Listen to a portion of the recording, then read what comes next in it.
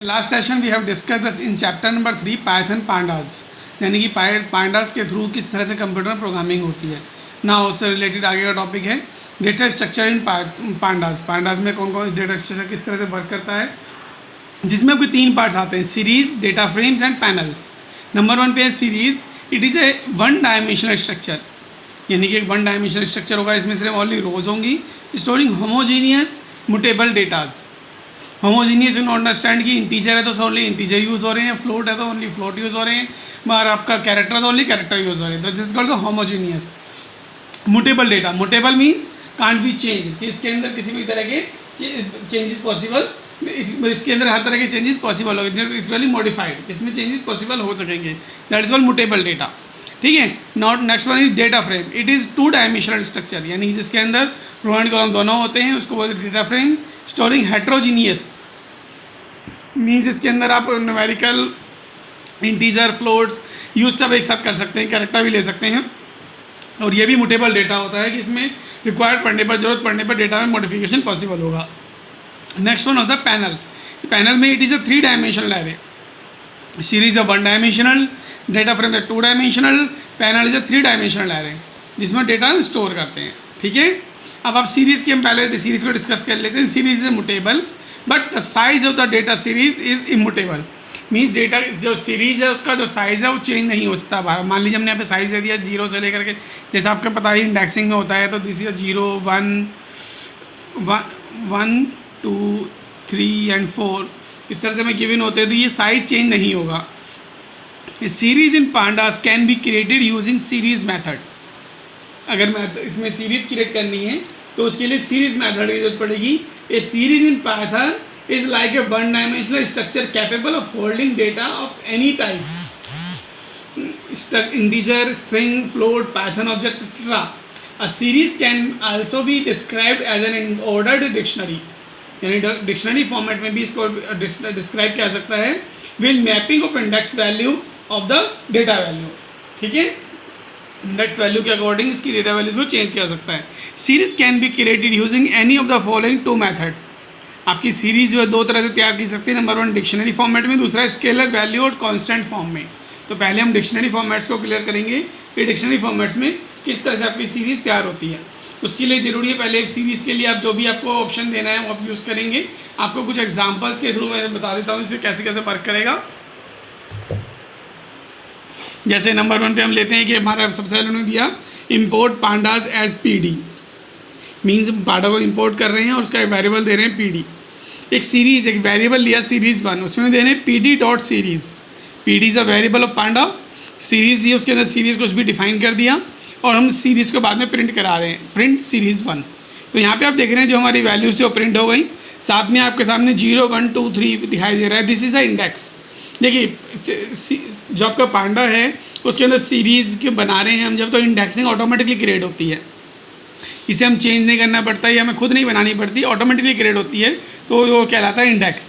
और इसका data type by default integer 64 है, ये भी ऑटोमेटिकली खुद ही प्रिंट होगा, इसमें हमें कोई चेंजेस नहीं करना और ये हमेशा फिक्स ही रहेगा। जब भी आप इंटीजर वैल्यू यूज़ करेंगे तो हमेशा इंटीजर 64 ही ये शो करेगा। अब इसके अलावा मान लीजिए आपने यहाँ तो अपने वैल्यूज़ पुट करा दी। अगर आपको लूपिंग फॉर्मेट देते हैं, जैसे आप नीचे दे दिया एक PD series dot range 5, means 5 तक वर्क करेगा। 5 कहाँ से आएगा? 0 to 4 पे। तो आप नोटिस कर रहे होंगे जो इसका आउटपुट आ रहा है 0, 1, 2, 3, 4, यानी 0 से लेकर 4 तक वर्क करेगा और उस तरह से उसकी स्क्रीन पर ये डिस्प्ले होगा। ठीक है।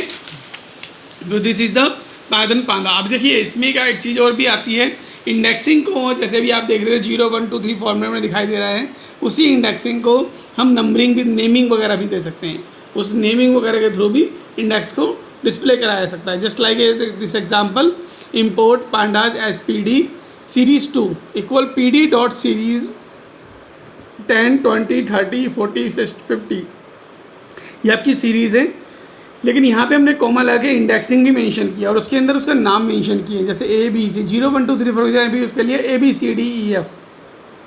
और बाद में जब आउटपुट प्रिंट होगा तो उसी तरह से आपका ABCDEF के नाम से वो प्रिंट कर देगा। A वाली जगह पर 10, B वाली जगह पे 20, C वाली जगह पे 30, D वाली जगह पे 40, E वाली जगह पे 50। उस तरह से ऑटोमेटिकली ये अपने आप उसको नेम के अकॉर्डिंग उसको प्रिंट कर देगा। तो ये आपका कहलाता है नेमिंग मेथड, कि हम नेम के थ्रू हम इंडेक्स को एक नेमिंग ऑप्शन प्रोवाइड कर दें और उसके थ्रू हमारा कंप्यूटर वर्क करता है। ठीक है, now the next topic is ILOC and LOC। दो टॉपिक्स है इसमें, ILOC and LOC। ILOC means it is use for indexing for selecting based on the positions. Means इसके अंदर जो भी वर्क होगा पोजीशन बेस्ड पर होगा, that is by row numbers and by column numbers. यानी यहाँ पे जितने नंबर ऑफ कॉलम्स हैं, जितने रोज हैं, उसको यूज़ करते हुए शो करेगा। एंड LOC क्या है, it is use for the indexing and selecting based on the name. यहाँ पे जो इंडेक्स का नेम है उसको प्रेफरेंस मिलेगी, उसके अकॉर्डिंग प्रिंट करेगा, that is by row name और by the column name. It refers to the name based indexing. एक एग्जाम्पल के थ्रू उसको समझते हैं। Import pandas as PD, same process. Series दिया, इंडेक्स बनाया, देखिए यहाँ पे हम दे रहे हैं print S for series dot ILOC 1 से 4 तक। मीन्स क्या है, इसमें 0 को कंसीडर नहीं कर रहे हैं। तो आप देखेंगे यहाँ पे कंसीडर होगा 2, यानी 1 2 3 4 लेंगे नहीं क्योंकि -1 तक चलता है।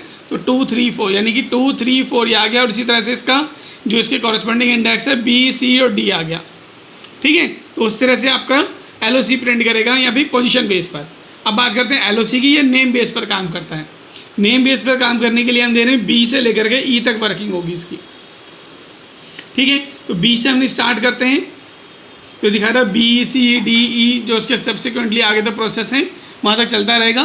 तो B C D E इस तरह दिखा दिया, और B पे जो सा वैल्यू पुट करते हैं उसी को दिखाएंगे फिर C को। अब देखो इसमें क्या है, ये आपका N-1 नहीं चलेगा क्योंकि ये नेम पे चल रहे हैं। अगर हमने ये पोजीशन पे दे रहे हैं तो N-1 पे चल रहा है, तो 3 डिजिट्स तक वर्क कर रहा है केवल 3 पोजीशन तक।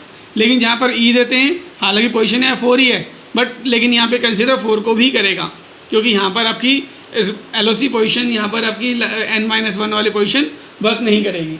ठीक है, तो ये सारा पोर्शन हुआ डिक्शनरी मेथड से सॉर्ट आउट करने का। Next one is constant value method, कि कांस्टेंट से किस तरह से वर्क करेंगे। इस टॉपिक को हम नेक्स्ट क्लास में डिस्कस करेंगे। यहाँ तक अभी आप देख लीजिए, ठीक से समझ लीजिए और उसको अपने कॉपी में नोट डाउन कर लीजिए।